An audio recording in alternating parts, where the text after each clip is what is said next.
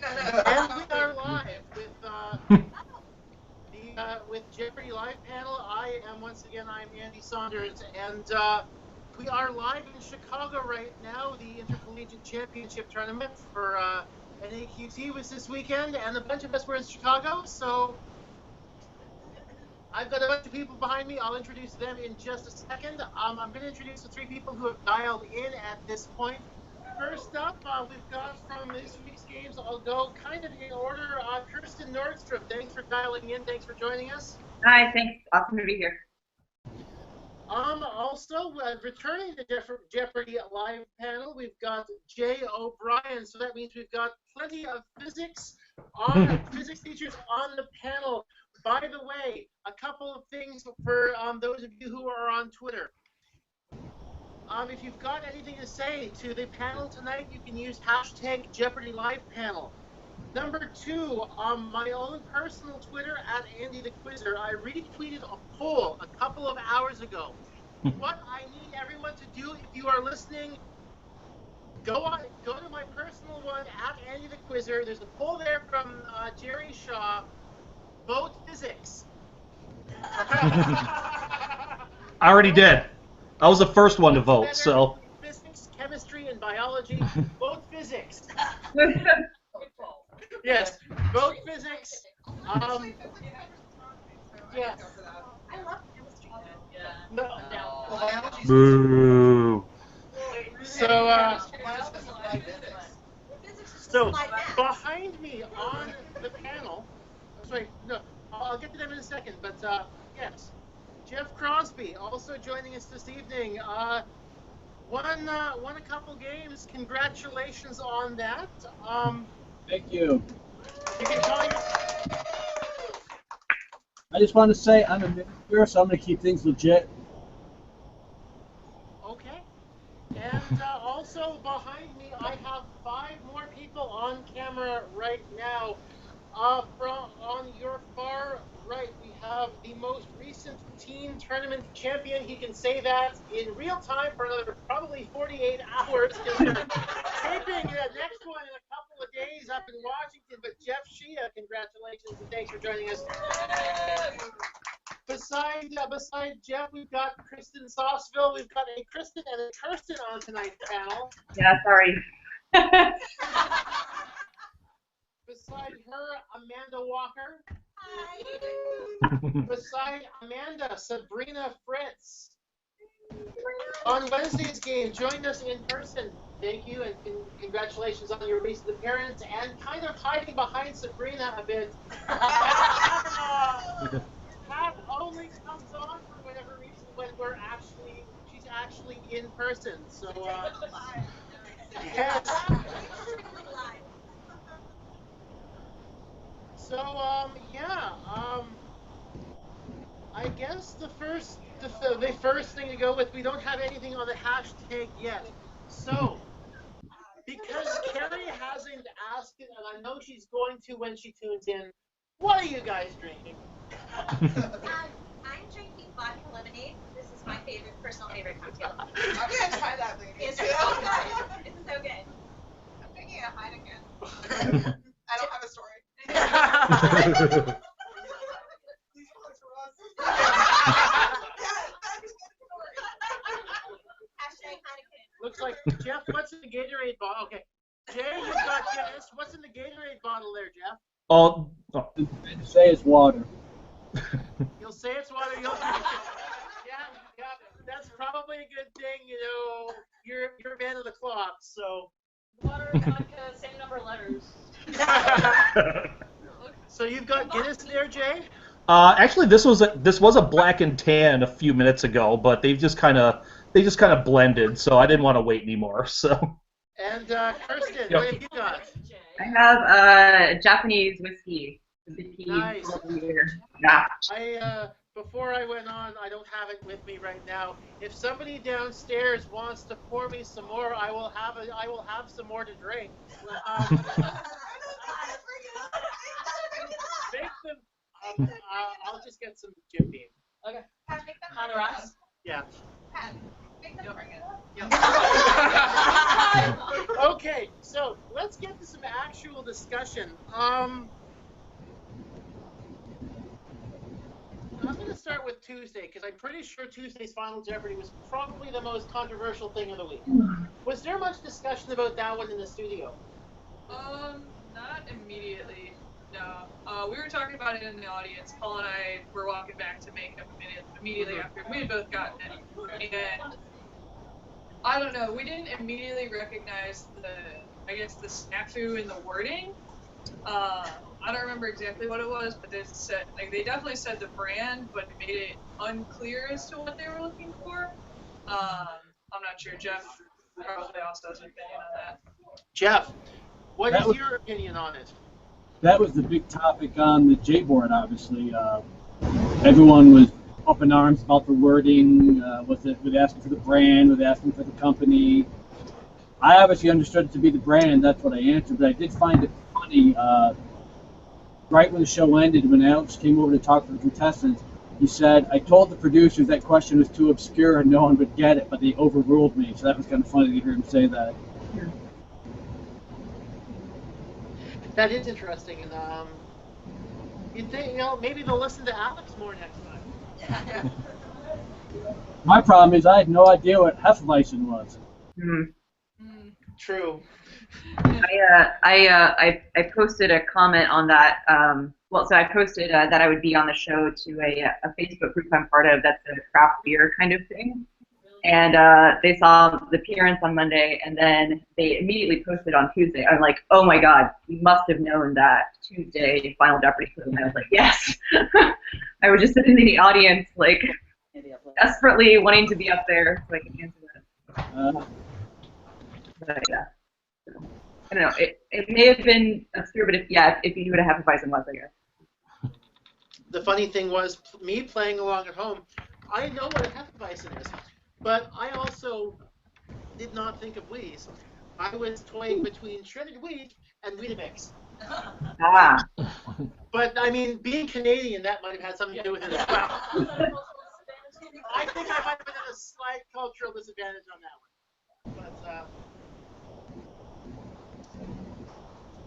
But how... Has anybody found the Wheaties here? Do we know how, I mean, obviously Tony said General Mills, and a lot of the talk online was about how General Mills, a lot of people feel General Mills should have been accepted. Now, how does the,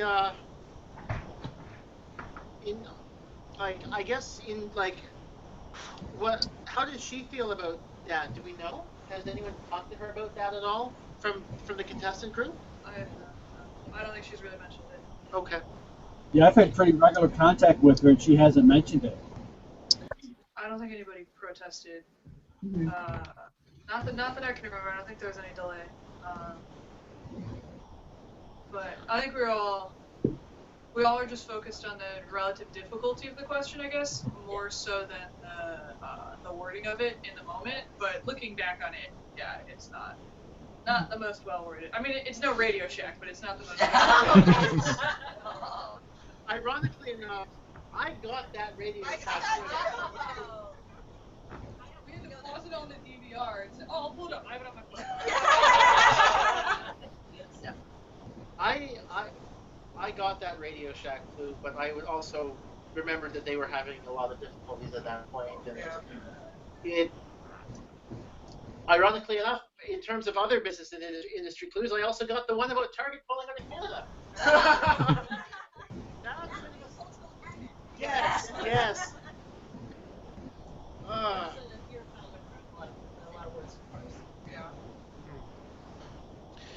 Anytime the clue fills up the entire screen. Right. Let's go. 30 seconds real quick. Start over.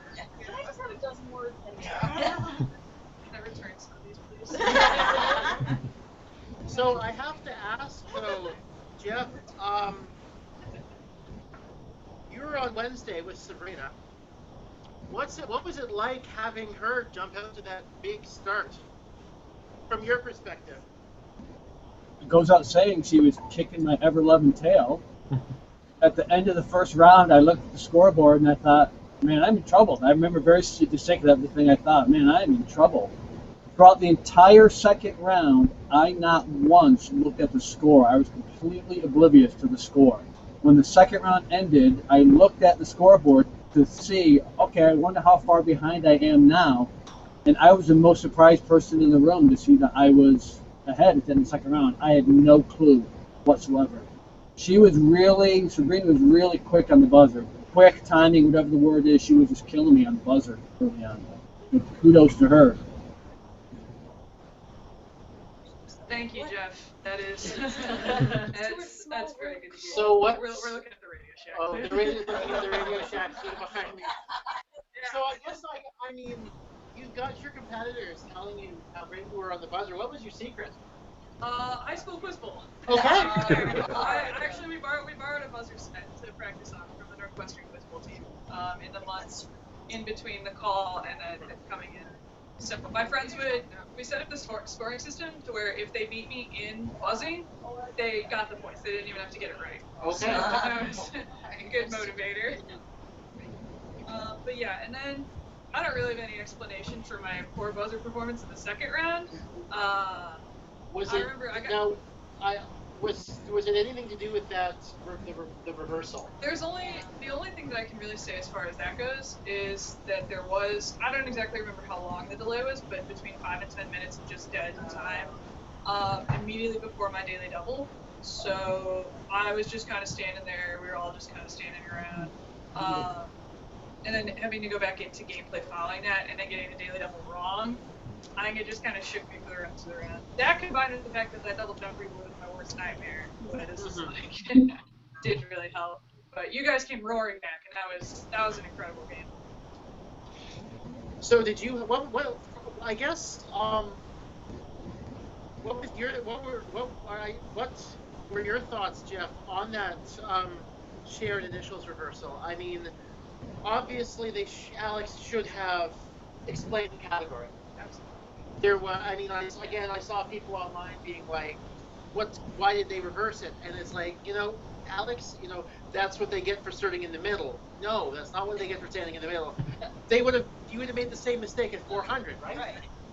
Yeah, I posted on the J board. My initial opinion was it was the most gracious and undeserved reversal in the history of Jeopardy. Certainly in my regard, because I was clueless. But I remember at least Paul gave a plausible answer. He gave initials for an answer, and that would fit the category of shared initials. He gave the initials that they each shared.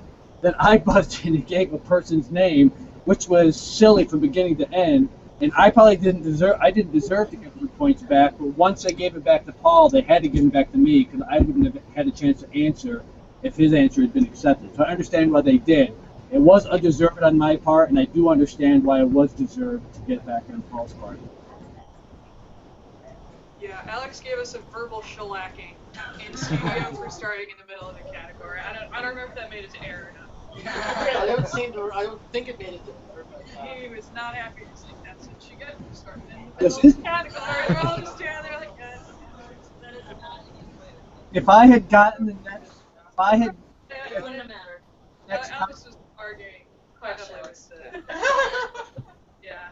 So, to the three contestants who are on this week, was there anyone you were scared of in rehearsals? Yeah, I was actually scared of Udit. And so when our names, because he was just crushing it during rehearsal, just really fast on the buzzer.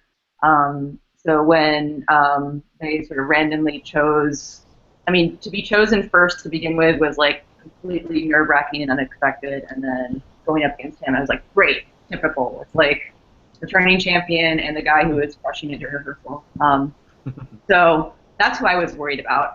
It ended up being fine, but then I think I got a little, I had good sort of buzzer karma or whatever you want to call it, the first round and well into the second, and then at some point it just wasn't clicking, and he was sort of beating a lot of things, and Todd got in as well. So I don't know if anybody else. How much of a turning point was that capitals category for Udit? Oh my gosh. And then to get one the next day too. I was jealous. I'm like, In the audience, sitting in the audience there, having just memorized every world capital and watching those two categories go by, watching Podgorica go go name by everybody, it was. I'm just kidding.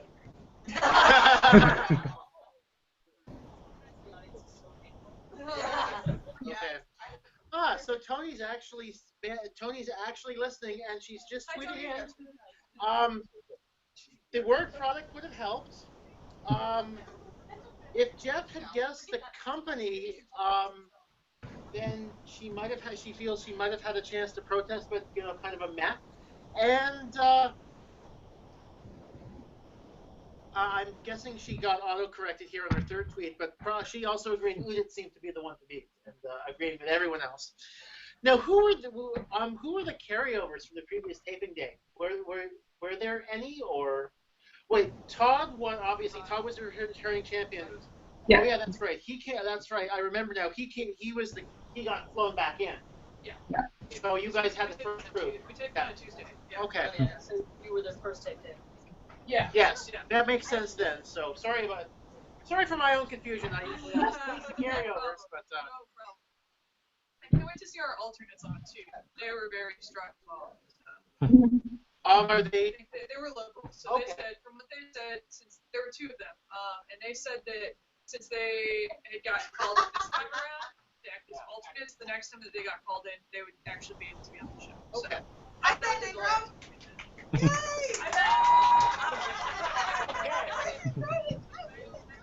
So we may have someone else coming on to our panel at the moment. Ben Ingram's perfect. We don't have Ben Ingram. Okay. So we have Ben Ingram just off camera right now. There's the camera.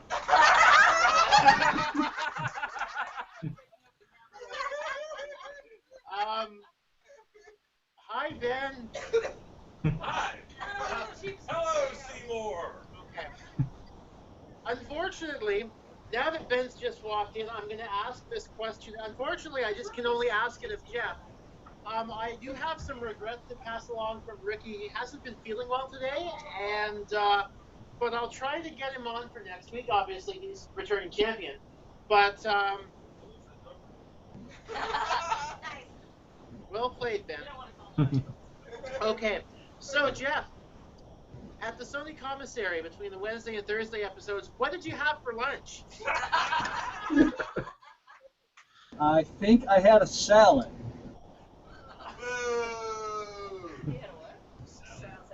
I mean, I was trying to keep it, not letting myself down. Salad seems to be the most popular thing for sure. You and these two once. Yeah, I wish I had something more exotic, but it wasn't. It was salad. To go with my water.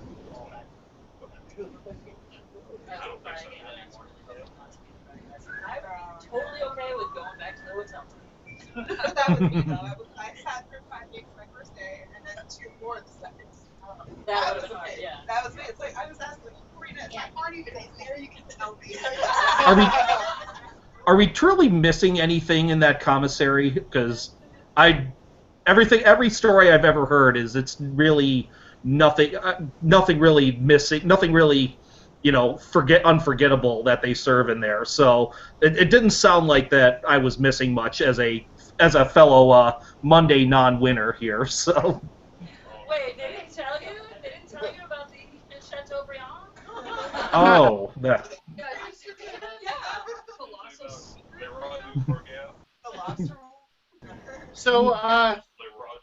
So Kerstin, obviously you were done after the Monday game. Did you go into the audience and watch a couple more? Or? Yeah, I watched a few more, so it was a lot of fun to watch. I spent some time watching just because it was kind of fun and I was curious, but also I needed some time to cool down from getting off stage and being in that sort of really intense headspace. So I think the Tuesday game I was mostly just sort of zoning out and staring at it while I was coming down. And I think by the time the second half of the second round, I was like, oh, okay, coming back to normal, okay. And then by the time Final Jeopardy rolled around, I was like, oh, god damn it, I know that one. Like, wording be damned. I was just like, I could have had this game. But anyway. But yeah, watch the movie, for sure. We just did a couple before you came. Sheldon covered that 8th day. Actually, yeah, No, Sheldon did not commit adultery. the friend I was with, once I sort of like got back to normal and started watching, I know like Sabrina and Duck's game, I watched in a mostly normal headspace, but I was sort of in the like Jeopardy watching mode where I was like saying the answer a little bit, and like my friend who was sitting to the left of me was like, oh my god, like stop saying the answer. But that was something I had to control a little bit, but yeah, it was good. I loved all the cheesy people who went around with the grab bag and stuff. I don't remember what that was.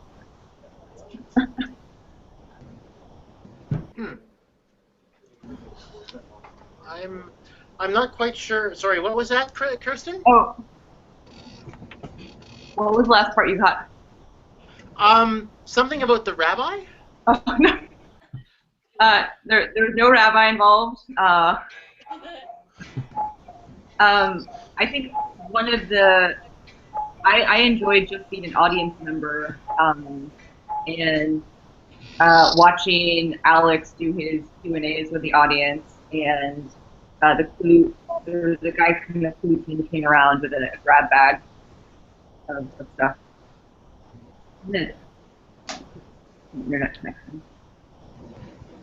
Oh, yes, that reminds me. Some more controversial things that happened this week. Calling it the Sears Tower, was that deliberate? Yes. Well played. Well played. Well played. It's always the Sears Tower. That was entirely deliberate. I'm also a lifelong Cardinals fan, so the fact that the first question on my game was about how mediocre the Cubs are was like a dream. That was just absolutely wonderful. Yeah. And you know what? Guess what? The first time the Cubs have seemingly had a really good team in like God knows how long. Yeah. Kyle Schwarber gets hurt. That's the first week of the season. I need a new fantasy catcher because Have you considered I know, great. Have you considered I'm in a 16-team league. Having Kyle Schwarber and having him be eligible to catcher is a big coup. And I get him for a week. Oh well. my condolences? Yes. Oh boy. Yeah. So, one question I kind of want to ask of everyone. The U.S. States category on Friday. Yes, the U.S. States category on Friday, where the first four answers were Alaska, and then the last one being Alabama. It's the first time the show's actually done that in a while. It's the first time they've. I remember it, them doing it every so often, maybe once or twice a season, back 15, 20 years ago. Right. But this is the first time they've kind of done it recently. And I personally think it's a good idea. And I want to see what everyone else thinks. Because I think it's a good way of keeping people from jumping all over the board. Because if you get, start top to bottom and get in a rhythm, then it makes it, it makes it a lot easier to pick up on that sort of a category. Right. How does everyone else feel about that? I agree, because I think that I think the game's gotten fairly meta at this point. Like, more often than not, when I watch, people are jumping around, people are looking for the daily doubles. Like, it almost seems like more people are doing that now than not. And the show has to counter that somehow. Like, the audience needs it. I mean, obviously, it's a good idea when we do it. Yeah. Everybody, like, as the players first. You are looking out for yourself. You don't Right. have an obligation to the audience. But the show does have an obligation to the audience, and I do think it's cool that they put stuff in there to kind of mix it up. Yeah, and it's just a fun it's a fun, playful thing to do. And the audience at home is kind of getting in on the joke too, so they feel good about it. And then they're waiting to be like, it's kind of like waiting for like the third thing in a comic 3 film. Yeah. Like, oh no, what's that going to be? Are they going to fall for it or not? Yeah, and I was sitting there, I was watching it at the hotel here on Friday, and I was sitting here waiting for Kim to ring in and shout out Alaska on the $1,000 clue. And I mean, That was awesome that she did. yeah, it was pretty awesome that she went with Alabama. One thing that I thought was interesting, I don't doubt that Kim she probably would still gotten it right, but I wonder how the commercial break impacted it, because the commercial break came right in the middle of that category. So it was Alaska, commercial break, Alaska, Alabama. And so I think it would have been funnier and had more rhythm, but they can't control which 15 clues they do first. Right. But it would be interesting to see if it was all in a row like that. Yeah, no, the last category that I remember having that, and I actually really enjoyed this category, and it did happen where they started in the middle and were jumping around and didn't get the conceit of it until towards the end. Where one guy figured out where the answers were 200, 400, 600. Oh, yeah. Yeah, and there was one guy who figured it out. You could tell because at the end of it, the other 2 competitors were just like, Those are the best things. If you figure that out, then you neutralize the buzzer timing issue because you figured out something that other people haven't. Not that long ago, there was a category where the answers were all categories. Yeah. Talk about meta. So all the other categories were answers in this one category. I want to say it was movies, but I don't know. I think it was. That sounds right. Mm-hmm. Yeah, that's pretty clever. I know there was one, I think this was a long time ago, I don't know if anybody remembers this, I really remember it, but I think it was a celebrity game where all of the answers were quirky or something, because they had, it was quirky, was it Faith Ford on Murphy Brown? That was like the character's name. And all of the answers were quirky, or some kind of a la the Alaska thing. And I'm going to have to search this in J Archive, because I don't even know why I remember this, but when you talk about that, it reminded me of that. So. Yes. Oh, yes. 1999, April 5th, Top TV. Right on cue. Oh my gosh. 200. Very well done. Yes. 200. First name of the character played by Faith Ford on Murphy Brown. 400. Nickname of the character played by Chris Burke on Life Goes On. Mickey Dolenz was billed as Mickey Braddock when he played this circus guy. Colin Nemick of Parker Lewis Can't Lose acted under this nickname when he was on Webster. And then finally, nickname of Musketeer Carl O'Brien. Oh my gosh, so they went. Which was Tubby. So, that was great because if you don't know it, you'll be like, Corky. Were they writers who've been here for 17 years? oh yes. Yeah. If I had that gig, I wouldn't leave. But yeah, I wonder if they remember that. Wow. Yeah. So, I guess my next question to you guys, Sabina, Jeff, Kirsten, any other plans for any other game shows? Just the one with the experience. Well, that's right. You've been on Millionaire. Yeah, I was on Millionaire, and one of the first things I did when I got home from Jeopardy was I sent my information into 500 Questions. They had just finished their second season casting, but she sounded very interested in considering me for third season, so we'll see what happens next year. So you're looking to get on another one. That's I'd say that's pretty good. Kirsten, what about you? Is it just Jeopardy or? Jeopardy was always the goal. Though I do have a real fondness for Price is Right after many sick days as a child. Watching that and bad soap operas. So maybe someday.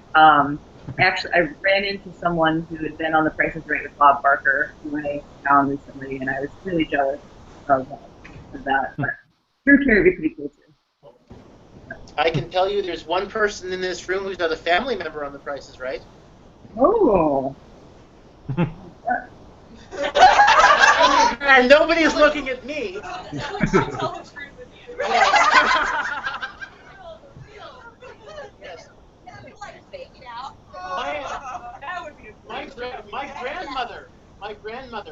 showcase on The Price is Right. Oh. And she won her showcase was a bunch of trips. She got she got a bunch of trips. This is before Canadians got banned from game shows. That's still a little sore. I still have drink here, Pat. We're just getting I am still in the pool, yes. So yeah. Let me finish my story. The item up for bids was a secretary desk. And interestingly enough, she played the range game. Her prize on the range game, which she won, was something that you would not have seen in the last probably 20 to 25 years of Bob Barker on The Price is Right. I have asked for a coat. A mink coat.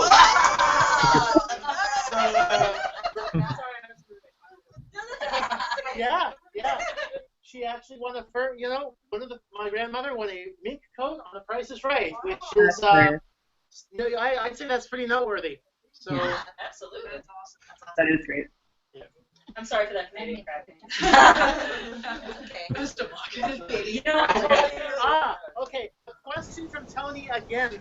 I was terrified I'd curse on the air. Oh yeah. Anyone else? I got used to not swearing circumstances like when my kids were little, so I learned how to like turn it on and turn it off. So, I actually did, it just wasn't on air. I'm On air so little that. Is Mike Duvall tuning in tonight? Interesting. I believe his Twitter bio says, "I once said the F word on TV, and they muted it out." So I mean, I guess you can say it happens. But were you guys afraid of it? Sorry. So I'm trying to think. Like, I certainly give a lot of presentations, and I'm not really worried about cooking during those. So I guess I do know when to turn it on and turn it off. But when I'm teaching class, so teaching class is different from a professional presentation.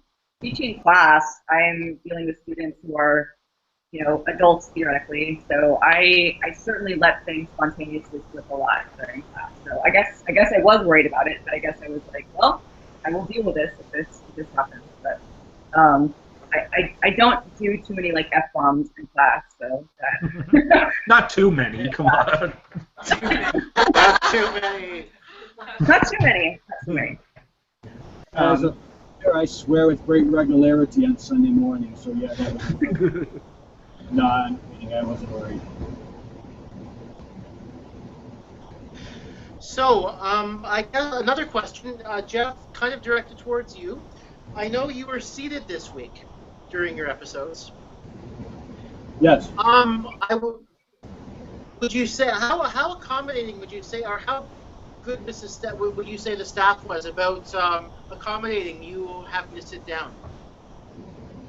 They were awesome. Everyone from the stagehands up to the producers, everyone that I had contact with was extremely accommodating, extremely caring.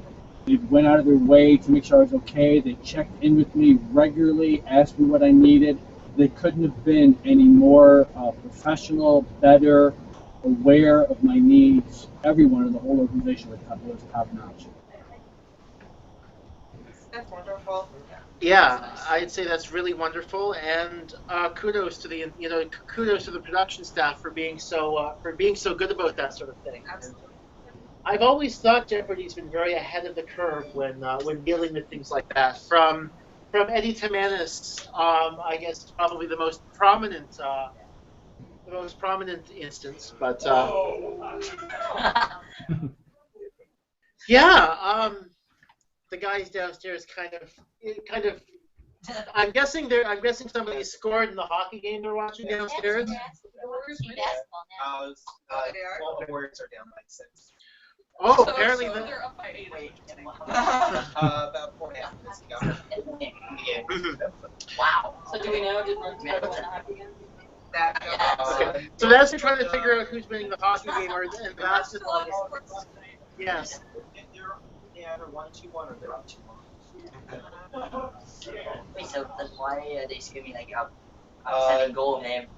No, they were screaming. Oh dear. Oh, okay.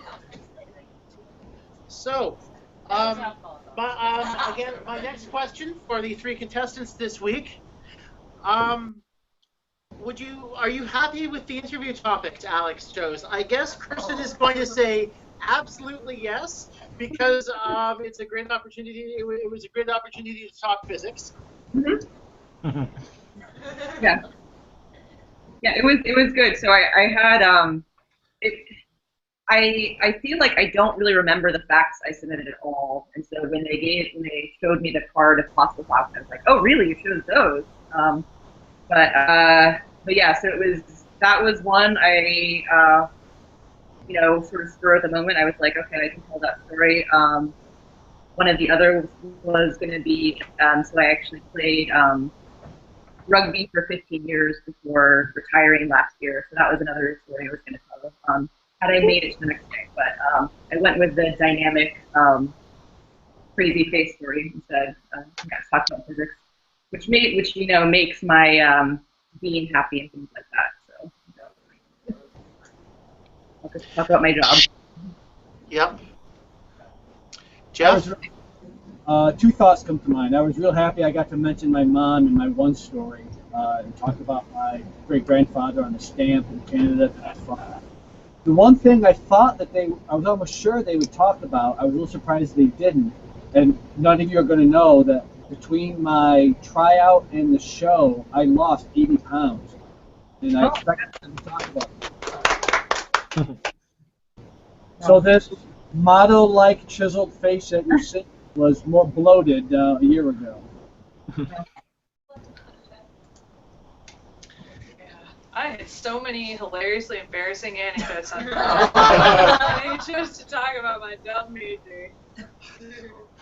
It's alright though. I mean, my friends had been goading me for months to put on a really hilarious story about how I let a van run out of gas on spring break an hour into the trip. They said it would make me sound more humanizing on air. And I was like, alright, put that at the top of the page. I mean, I'm telling everybody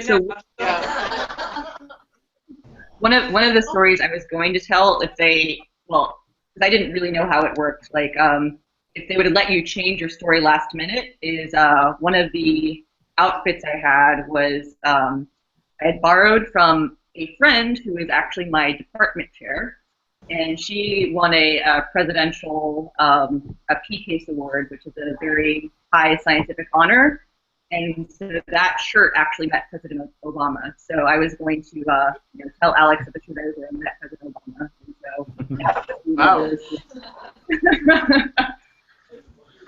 Shirt, buddy. Yeah. We're all getting. All about the shirts. Everybody else has to match us. Yes. Yes. We set the trend. Yes. Everybody else has to follow. Exactly. Another tweet from Tony. Jeff, this one's it sounds like kind of directed towards you. Jeff, tell them about Mary Schmay. Mary is a good friend of mine from my hometown. We went to church together for years. I was a youth pastor to her kids. She moved from my hometown and moved to Charlotte, and now she's Tony's neighbor. And we discovered this the week that we were there, that we both knew the same person. We had to sign a form that there was nothing hinky going on because we both knew the same person. Interesting. Wow, that's interesting. I'm curious now, because if I ever happen to get the call, odds are I'm probably going to have to sign a very similar form. They leave your room on the back today. Okay. That's what I had to have 3 columns. Okay. I've told this story a couple times. I'll tell it again. But when I auditioned, my list of people that I know who have been on Jeopardy, Excel spreadsheet, 7 pages. That's it? The end of my interview with Glenn was basically him him being very wistful about how great the Jeopardy family is, and how everyone kind of all is all great with each other and things like that, and how great of a group it is. Yeah, for sure. Mm-hmm. And yeah, he also said he wished he's heard about O'Brien's pub quiz in Santa Monica. Oh my gosh, you have to go. They can't. They can't? They can't. They can't. Yeah, they can't fraternize. They can't fraternize. They can't just be like, oh my goodness, what a coincidence. No. We're walking to this bar for trivia. There's all these people we know. No, they can't do. Unfortunately, they can't go. They'd love to, but they can't. He mentioned that during my audition. So. But I guess you probably auditioned in Kansas City this past year. I did. You were in Liz Fritz's group, right? I was in Liz Fritz's group. So if you want to talk about that, you mentioned that during the pre-show, but they were calling attendance at the beginning of our audition session, and I just remember they said the last name Fritz, and we both raised our hands. We were like, oh, this is crazy. Like, hey. And then Liz was on several months before I was, and I just remember turning on the show one day and be like, oh, recognize that name. And then come to find out, we just connected on Facebook, and yeah, we were in the same group, and she had to tweet. People were tweeting at her this week also, like, are you related to Sabrina Fritz? I was guilty of that one too. I told you. I got a very resounding no, which caused me to apologize to her. It's like, wow, did I touch a nerve here? I told Sabrina that she had to come out. She had to come out right out and say that right away before because I told her you're gonna get tons of questions about it. So just make it like your pinned Facebook post, and then just leave it like that. Say like not or in your bio, not related to Liz Fritz. If it comes out one day that we're actually like 6 cousins. Like Ricky. Yeah, but no, so she tweeted, I'm definitely not related to Sabrina Fritz. She seems great, but no. But then a couple days later, she watched my episode, and I had gotten a True Daily Double, and she had on one of her episodes as well. So she made a vine of our 2 True Daily Doubles with the caption, they were not so unrelated after all. So another tweet on the hashtag asks from Fred Vaughn. Ask any Brooklyn refugee like me, of course, in response to the I was terrified I'd curse on the air. So, I already admitted. So, I guess it's probably, now we can I guess we can talk a little bit about this without having Ricky here, because I always find it awkward when the current champ is on the air, because I always like to ask the question of how long do we think he's going to go. Yeah, you did that the first time I was on. Who knows? Yeah. So I guess I'm going to throw this out here. How long do we think that Ricky's going to go with his run? I mean, he had a really good game on Friday. I haven't watched all of Friday's game yet, so because I was traveling, so I will whip out and stay. That doesn't put me on the spot. Well, what are we at? I know Keith keeps a full on, or keeps a running tally on final It's 102 episodes without live. That's Matt Jackson. Right. Yeah. 84 years. No, it's been like 100 days. I know the answer to that. We are at 105 games since LA5. So as of Wednesday, we're at 105. So as of Friday, 107. Wow. Andy, there's somebody in the room who knows. Can't tell you till June. Sorry. Yeah. It's okay. Everybody will be ended. Like I said. Hey, everyone loses at least. Everyone fails. Not in Grand Runner. Yeah. Everyone fails to win at least once. I remember when the TSD game that I lost aired, and I was like, holy crap, between Justin and me, you can have a whole week of games where he or I lose. We can have a sauce lose Jeopardy. You know, it's funny. The Jeopardy DVD collection that came out, I remember Ken Jennings lamenting that, they had to pick all the episodes where I lost.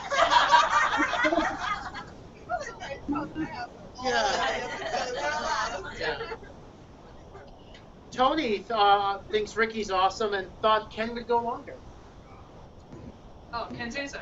Yeah. Ken's name. Oh, yeah. Yeah. I thought he would too. Yeah, I was surprised. All the winners have been like really strong though. Every time somebody starts winning, I was like, oh, here we go. It's like, I mean, I would say that there's been a lot of parity this season, and it's. Speaking of Fred Vaughn, I was surprised by his loss. I thought he was going to get the.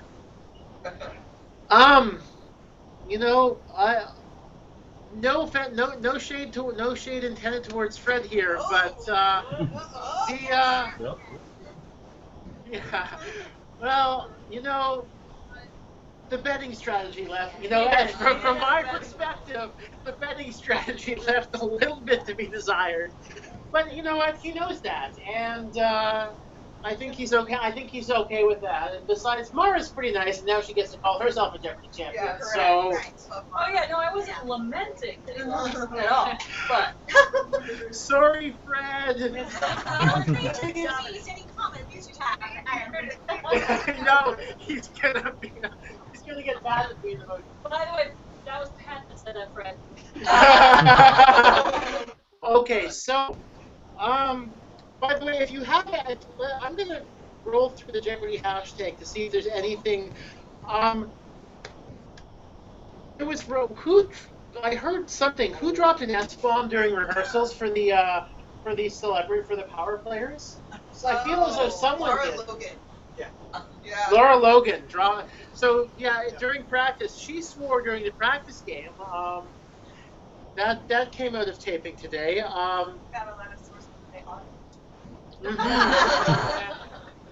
There's a lot of people. There's a few people who seem to still be happy. Tweeting about tapings, the celebrity tapings at least. Yeah. Michelle Harry tweeted out a selfie with Trebek. So that should be.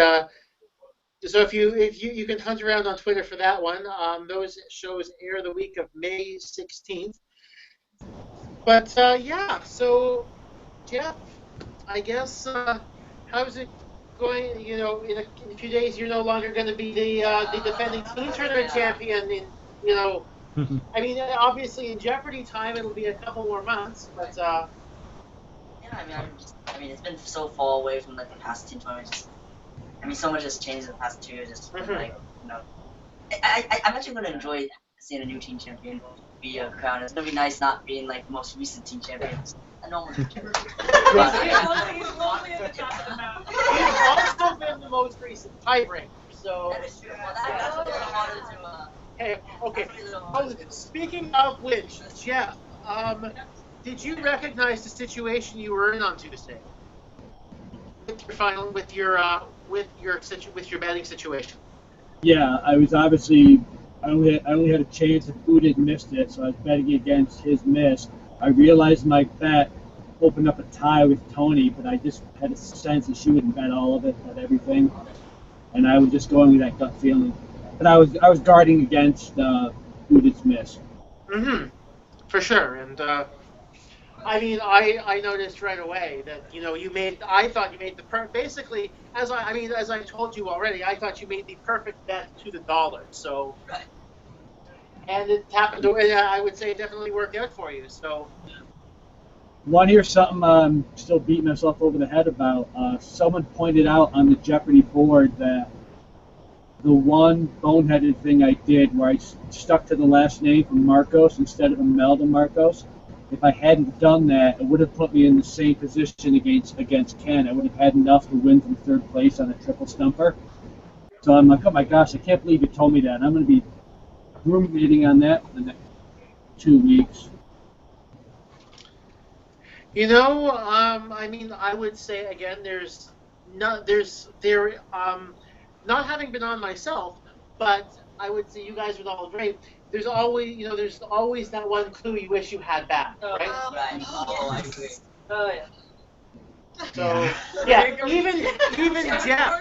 even Jeff, who won his tournament, there are clues that he wants back. Yeah. So it happens to everyone.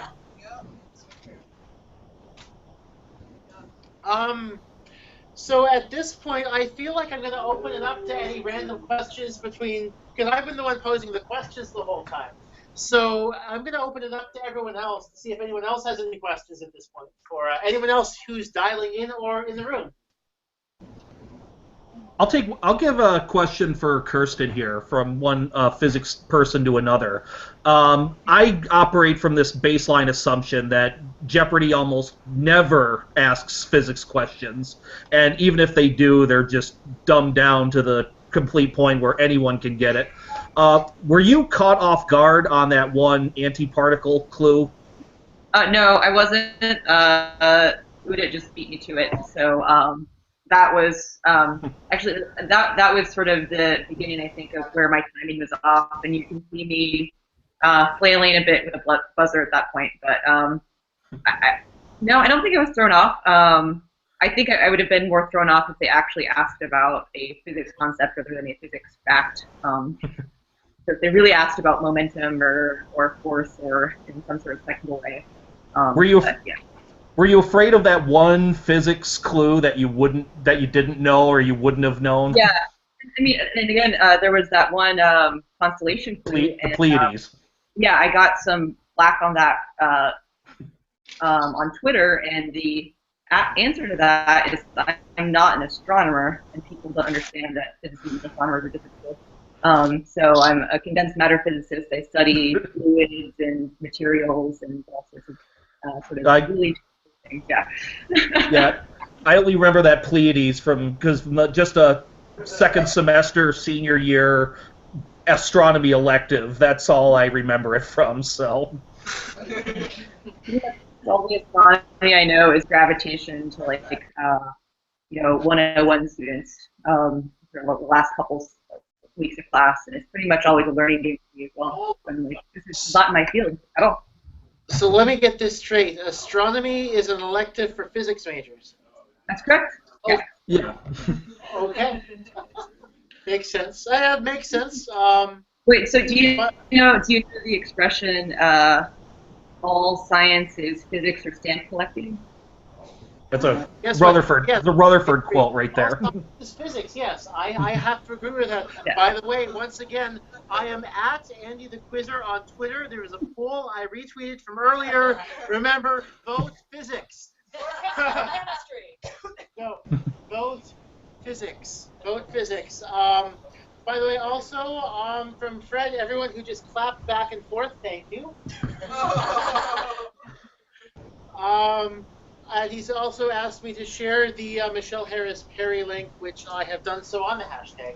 So if you're interested, go to hashtag Jeopardy Live Panel on Twitter, or even Melissa Harris, MHP's Twitter, and we've got that good there. Let's see. Anything else? Nothing on the hashtag at this point. Any other questions? Okay, I do have a quick question for the contestants. So, when I remember, when my friend went on when they had the college championship, that when they taped that the Alec was not okay. Was he still okay when? Oh yeah. So I'm just wondering. So for you guys, Jeff had a friend on the college championship this year who obviously, Alex at that point was, very much not quite 100% with the, after his knee surgery, after his knee replacement. So was he still kind of a little bit too much on the Percocets? He seemed fine to us. He was moving kind of slowly out to answer audience questions, which was kind of noticeable. But other than that, I mean, nothing like what I had heard. Okay, so, good. That's good. That's good to hear. Yeah. That's good to hear that Alex is getting better. So would you guys agree with that? Yeah. I mean, I guess what I had heard is there had been a break in filming because he was resting. So he's coming back from rest. But that might be all lie. Because Todd was actually flown back from, I don't know, a couple weeks before. Yeah. So, yeah, that seems to be. I mean, that seems to be good. You know, obviously he needed to get back to taping because otherwise they would have run out of. You know, oh my God, we don't have any more episodes to show. I was very thankful. I was the first show back post-surgery, and thankfully I only had a 3-week layover between taping and airing, which, honestly, if it was any longer, I don't know if I could have held it in by that point, so... Well, you know,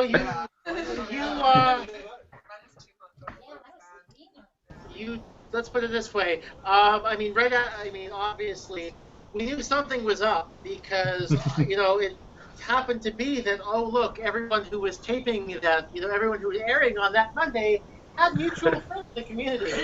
Oh, yeah. Pat and I went over this a couple weeks back, so...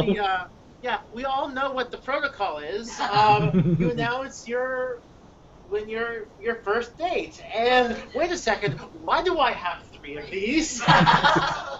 What happens on December 18th? And then Claudia came by, and all was resolved. So, any other questions at this point? I'll take another one. I'll give another one to Jeff here. Were you thankful for the local media coverage for your episodes? Because I can tell you from the Albany end of things, they are, and Pat can attest to this too, they are rather underwhelming in their coverage of local contestants. And I was actually very pleased for how extensive they hyped your episode. It was awesome. I was tremendously blessed. I was in 3 newspapers. I got interviewed on 2 radio stations, and they did a local news story on me as well. And so, I mean, everyone in my life knew about it. I don't know about you guys. After each of my shows, when I went back to my computer, there were hundreds of messages from Facebook and dozens of friend requests. It was just, I had a part-time job since I've left the show managing my social media presence. I'm glad that that's finally starting to quiet down. But, no, it was really a lot of fun. It was very joyful getting that kind of attention from the media. Well, Jeff, the nods from behind me here. I hate to tell you this, but this does not seem to be a unique occurrence. Pat was saying that he probably got fewer creepy men. You were. True. I think Pat was also lucky in that, you know, it seemed, that one of her fellow challenger might have, you know, I was invisible because I had a lightning rod next to me. Yes. Yeah, poor Tom. I guess you could say that. Oh my God! Wait, were you on Tom? Yeah. What? He was in the background of my phone. I love him. Oh my God! And I gotta tell you, like, in the studio, nobody thought actually that's my question. That's my question. Wait, we got to hear it too. You know what? At the time, nobody thought anything of it because, like, parse a question. Like, he didn't see those ages. He didn't, like, read that far. So, you know, that's the kind of thing, like, you have the luxury when you're at home of reading the whole question and saying, oh my God, this 51-year-old man thinks a 12-year-old girl can consent. In fact, I'm sure he does not. In Tom's defense, it's one of those things that happens on Jeopardy sometimes, and I would also argue that the writers were sort of angling for that. The way the question was written, the age of this, really? Yeah. What do you expect somebody's going to say? Yeah.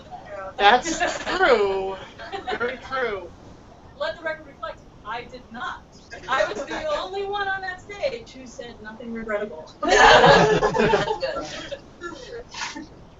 Oh, yeah. We can talk offline. Okay. Are there any other questions at this point? You're just going to check the hashtag another time. Oh, in North Carolina, the media was still mourning the Tar Heels loss. I got nada. I got a lot. I got 2 in the Chicago Tribune, which was insane. Yeah. Nice. And then 2 school papers, 2 radio stations, and like they threw us. And some weirdo with Jeopardy live panel. This guy. Yeah. Yeah, that was cool. Got to talk a lot about sneakers. Seriously, if somebody out there, Ken Jennings sneakers, somebody should make it happen. Because I'm getting Air Jordan. That was like the #1 thing I wanted to get. It was like old school Air Jordan. And then somebody asked me exactly that question, like what would you want to get? And I realized if I could get Ken Jennings brand sneakers, that's what I would get. But I can't. Jeopardy. I don't know what brand sneakers Ken Jennings wears. Okay, so, well, if the news from this past week is any indication, I'm not sure how much Ken Jennings pays attention to Jeopardy these days, because Amari Cooper tweeted at him on Friday morning, and about Ken Sansone, and if I was Ken Sansone, I would just print out that. Yes. That's unreal. Yeah. I have a couple of Raiders fan friends who I was like, so today I learned that Amari Cooper watches Jeopardy. You know who watches Jeopardy? Isaac Mizrahi and RuPaul. Because when Justin played Mark Runsvold in the Tournament of Champions, they were tweeting at each other about how hot Mark was. I did not remember this story. There's a chance that RuPaul Yeah. Oh my god. This has been a day. Mel Brooks watches it. I didn't get a Young Frankenstein question. Oh no. Carl Reiner. Yes. Oh my god. They talk on the phone after everyone. Yeah. And John Irving watches it. Yeah. Oh my goodness. Mel Brooks is gonna go me as that girl who didn't know the Young Frankenstein question. Oh god. Well, Jeff is set up if he ever meets Mel Brooks now.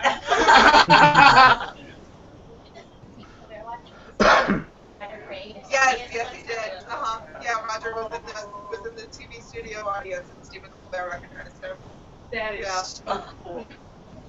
I'm still waiting for Von Miller to tweet me back. I think maybe I should tweet at Amari Cooper and ask him. Yeah, clearly, yeah. So any other questions? Okay. Well, I am going to say I hear crickets, just in case those bingo cards got made up and it's not someone's bingo card. So, I'd like to thank you guys for dialing in and putting up with the shenanigans over on this side of things, but I think we were very well We behaved. were actually, they were better than you. yeah, it worked out pretty well. I'd like to thank everyone for tuning in and also for taking part. I'm just going to lean in here a little bit so you can at least see me again. But the next episode we're aiming for next Saturday evening, because I've got a long day on Sunday. But next Saturday evening, so at about 8:30 or so Eastern, not Central. But so for all of you who tuned in and took part, thank you guys. To those of you who've dialed in, just stay on the line a couple of minutes, but I'm going to end the broadcast. Once again, I will see everyone in 7 days. Thank you very much. Have a great night.